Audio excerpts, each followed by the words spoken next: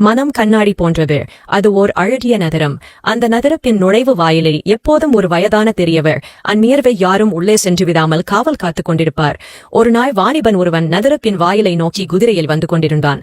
அப்போது அங்கிருந்த வயதான காவலாளியிடம், ஐயா பெரியவரே, இந்த ஊர் மக்கள் எப்படி என்று கேட்டான். அதற்கு காவலாளி, ஏன் கேட்கிற தம்பி, இந்த ஊருக்கு குடிவரப் போறியா என்று சந்தேகத்துடன் கேட்டார். ஆமாம் பெரியவரே, நான் முன்னாடி இருந்த ஊர் ரொம்ப மோசம். எதுக்கெடுத்தாலும் சண்டைக்கு வருவாங்க. ஒருத்தர் பத்தி ஒருத்தர் தப்பா பேசிக்கிட்டும் திட்டிக்கிட்டும் எப்படா அந்த ஊரை விட்டு வருவோம் இருந்தது. அதான் கேட்டேன், இந்த ஊர் எப்படி என்று கேட்டான். நீ வேற தம்பி, இந்த ஊர் உன்னுடைய ஊரை விட ரொம்ப மோசம். போட்டி, பொறாமை, ஜாதி சண்டை, கலவரம்னு ஏதாவது ஒரு பிரச்சனை இருந்துகிட்டே இருக்கும். நீ ஏன் நிம்மதியை தேடி வர? உனக்கு இந்த ஊரு சரிப்படாது தம்பி என்று கூறி அந்த வாலிபனை வெளியே வழி அனுப்பி வைத்தார். சிறிது நேரம் கழித்து அவ்வழியாக வந்த வேறொரு காவலாளியிடம் அதே கேள்வியை கேட்டான். ஐயா, இந்த ஊரில் தங்கி வியாபாரம் பண்ணலாம்னு இருக்கேன். இந்த ஊர் மக்கள் எப்படி? பெரியவர் சிரித்துக்கொண்டே, ஏன் தம்பி, உனக்கு கல்யாணம் ஆகிருச்சா என்று கேட்டார். 2 குழந்தையே இருக்குதுங்க ஐயா என்றான். அப்புறம் ஏன் இந்த ஊருக்கு வரல? உங்க ஊர்லயே வியாபாரம் பண்ணலாம்ல என்றார் காவலர். எந்த ஊர் மாதிரி வராதுங்க. அந்த ஊர் மக்கள் ரொம்ப பாசக்காரங்க. என் குடும்பம் இப்போ வறுமையில இருக்கு.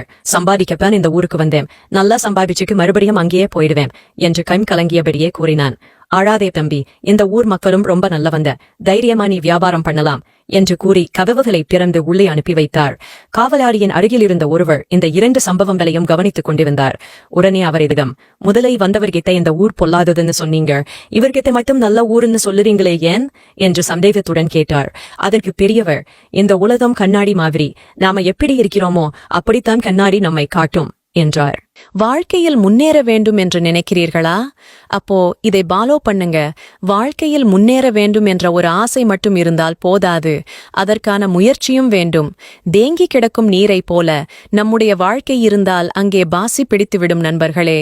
ஓடிக்கொண்டிருக்கும் நீரில்தான் எத்தனை தடைகள் வந்தாலும் தகர்த்து எறிய முடியும். அதற்காக சில யோசனைகளை உங்களோடு பகிர்கிறேன். வெற்றி பெற வேண்டும் என்றும் முன்னேற்றம் அடைய வேண்டும் என்றும் ஆசை எல்லோருக்கும் இருக்கும். ஆனால் ஒரு சிலர் அதற்கான முயற்சியை எடுப்பதில்தான் சோம்பேறித்தனமாக அமர்ந்திருக்கிறோம். எதை செய்தாலும் நாளை பார்த்துக் கொள்ளலாம் என்று நாம் இன்றை இழந்து கொண்டிருப்பதால்தான் பல தோல்விகள் நம்மை விட்டுப் போவதற்கு அடம்பிடிக்கிறது. நமக்குள் எல்லா சக்தியும் இருக்கிறது. எதுவும் செய்ய முடியாதவர்கள் என்று யாருமே கிடையாது. நாம் தான் அதற்கான முயற்சிகளை எடுக்காமல் யோசித்துக் கொண்டே இருக்கிறோம்.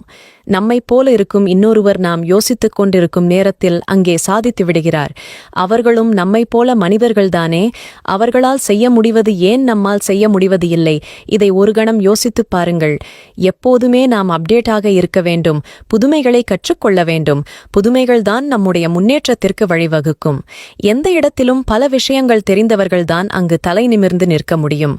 படித்து பட்டம் பெற்று இருந்தாலும் தற்போது சூழ்நிலையில் இருக்கும் அட்வான்ஸ் தொழில்நுட்பங்கள், செயல்பாடுகள் குறித்து பலருக்கும் தெரிவதில்லை.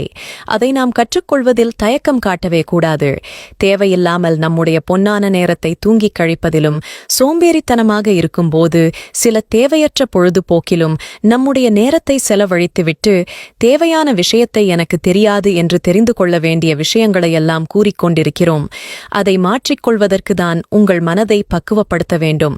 நம்முடைய பழக்க வழக்கங்கள் வாழ்க்கையில் சாதித்தவர்களோடு இருக்க வேண்டும். நல்ல புத்தகங்களையும் சாதித்தவர்களின் ஆரம்ப கால கஷ்டங்களையும் பற்றி தெரிந்து கொள்ள வேண்டும். அவர்களெல்லாம் எத்தனை துயரங்களை தாண்டி இந்த இடத்திற்கு வந்திருக்கிறார்கள் என்பதை நம் மனம் ஏற்றுக்கொண்டால்தான் நமக்கு வரும் துயரங்கள் எல்லாம் சிறு துரும்பு என்று நமக்கு தெரியும். நான் இன்று கஷ்டப்பட்டு முன்னேறிவிட்டால் நாளை பல பேருக்கு முன்னோடி அதுவே இன்று கஷ்டப்படுவதற்கு சோம்பேறித்தனம் பட்டு அமர்ந்துவிட்டால் பல பேர் அப்போதும் நம்மை சுட்டிக்காட்டி கூறுவார்கள், இவரைப் போல இருக்கக்கூடாது என்று. அதுதானே தற்போது எங்கேயும் நடந்து கொண்டிருப்பது. இதை மாற்றுவதற்காக நம்முடைய மனதை மாற்றிக்கொண்டு வெற்றி மட்டும்தான் நம்முடைய கண்களுக்கு தெரிய வேண்டும் என்பதை மனதிற்குள் பதிந்து வைக்க வேண்டும்.